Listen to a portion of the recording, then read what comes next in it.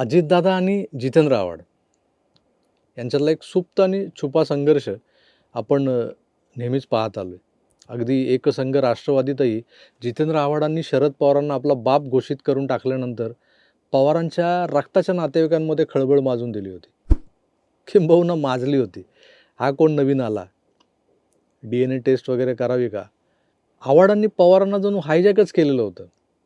त्यांची पवारांशी अकारण सलगी पाहता अजितदादा आव्हाडांवर प्रचंड खार खाऊन असायचे. आता राष्ट्रवादीत फूट पडल्यानंतर आव्हाड अर्थात पवारांसोबत राहिले, जरा जास्तच चिकटू लागले.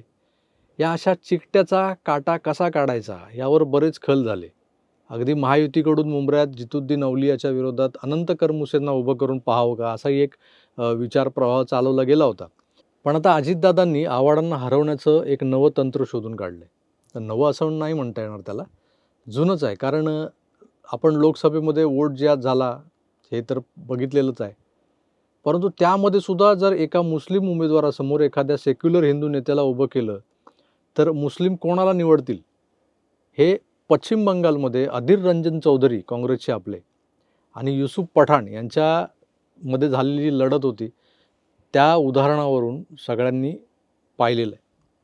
तिकडं बंगालात जे घडले त्यातून प्रेरणा घेत अजित पवारांनी आमदार जितेंद्र आव्हाड यांच्या विरोधात मोठी खेळी केलेली आहे. कसे काँग्रेस आणि राष्ट्रवादी शरद पवार गट आतापर्यंत मुस्लिमांना मूर्ख बनवत आले, तर नक्की काय आहे अजित पवारांची ही खेळी, ज्यामुळे शरद पवार गट आता अडचणीत येणार आहे, ते आपण आज या व्हिडिओच्या माध्यमातून पाहणार आहोत. तेव्हा कुठेही जाऊ नका आणि पाहत राहा आपलं आवडतं यूट्यूब चॅनल आकारडीजी नाही. मित्रांनो नमस्कार. राष्ट्रवादी शरद पवार गटात असलेले जितेंद्र आव्हाड यांच्या विरोधात मुंबऱ्यातून कोण लढणार या रहस्याचा आता भेद झालेला आहे. ही जागा अजित पवार गटाला मिळालेली आहे महायुतीकडून. त्यांच्याकडून आता कळवा मुंब्रा विधानसभा मतदारसंघातला उमेदवार जाहीर करण्यात आलेला आहे. उमेदवाराचं नाव आहे नजीब मुल्ला, आव्हाडांचा एकेकाळचा जवळचा सहकारी असणारा नगरसेवक. या घोषणेमुळे मुंब्रा कळवा मतदारसंघात जितेंद्र आव्हाड विरुद्ध नजीब मुल्ला अशी लढत होणार आहे हे स्पष्ट झालेलं आहे. हे नाव जाहीर करण्यामागचं अजितदादांचं लॉजिक काय, किंवा नजीब मुल्ला हा मुसलमान उमेदवारच का दिला गेला आहे, हे जरा समजावून घेऊयात. त्यासाठी आपल्याला आधी पश्चिम बंगालमध्ये काय घडलं होतं, ज्याचा मी उल्लेख सुरुवातीला केला होता, ते पाहावं लागेल. उत्तरेतल्या मुसलमानांमध्ये एक सूत्र फार पूर्वीपासून भिनवलं गेलं आहे. मतदान कोणाला करायचं, तर पहिले अपना भाई, फिर जो भाजपा को हराई, उसके बाद सपाई. सपाई म्हणजे समाजवादी पार्टीचा उमेदवार. असंच काहीसं पश्चिम बंगालमध्येही एक इंटरेस्टिंग सूत्र जुळवलेलं आहे आणि ते आपल्याला बघायला मिळतं. इथल्या पश्चिम बंगालमधल्या बेहरामपूर मतदारसंघातून काँग्रेसचे अधीर रंजन चौधरी आणि ऑल इंडिया तृणमूल काँग्रेसचे युसूफ पठाण हे दोघे निवडणुकीसाठी उभे होते. 99 ते 2024पर्यंत अधीर रंजन चौधरी इथून खासदार म्हणून निवडून येत होते. पश्चिम बंगालमधला जो हा बेहरामपूर लोकसभा मतदारसंघ आहेत आणि या मतदारसंघामध्ये 66% मुस्लिम वोटर्स आहेत.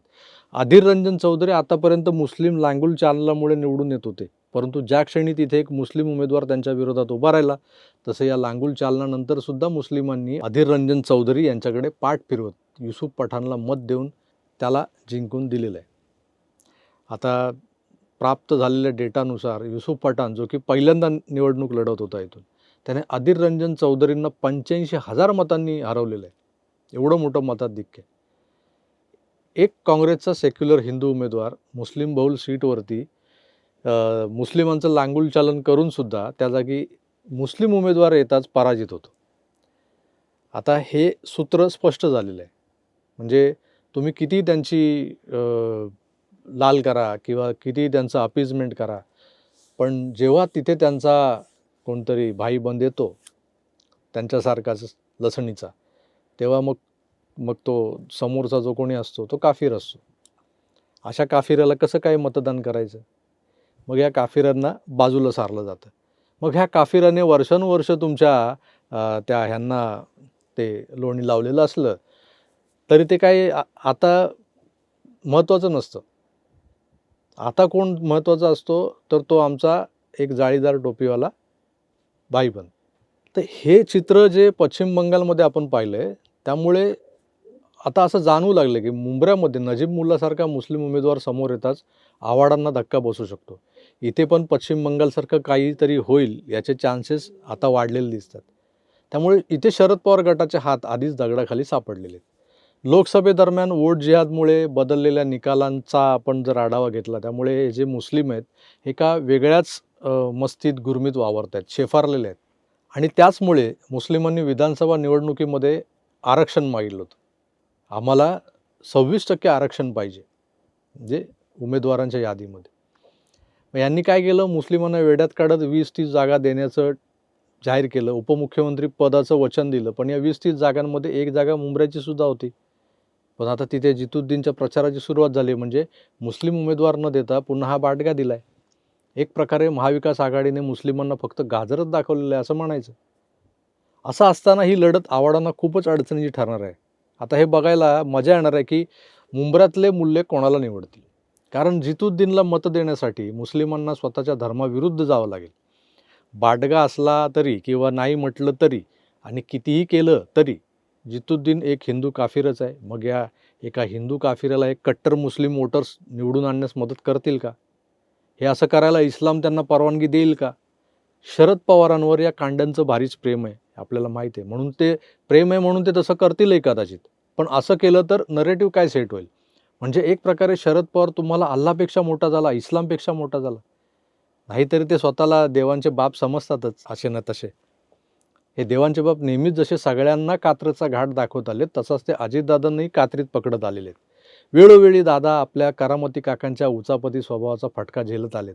पण अजितदादा पवारांनी यावेळी मात्र शक्कल लढवत जितुद्दीन पुढे नजीब मुल्लासारखा एक मुस्लिम उमेदवार उभा करून देवांचे बाप शरद पवार यांना त्यांच्याच खेळामध्ये अडकवलेलं आहे. आता ते मुसलमानांपुढे कुठल्या तोंडानं मतं मागणार हे येणारा काळच ठरवेल. मी तुर्तास इथंच थांबतो. पुन्हा भेटूच, तोवर आपली काळजी घ्या आणि पाहत राहा आकार DG9. धन्यवाद. नमस्कार.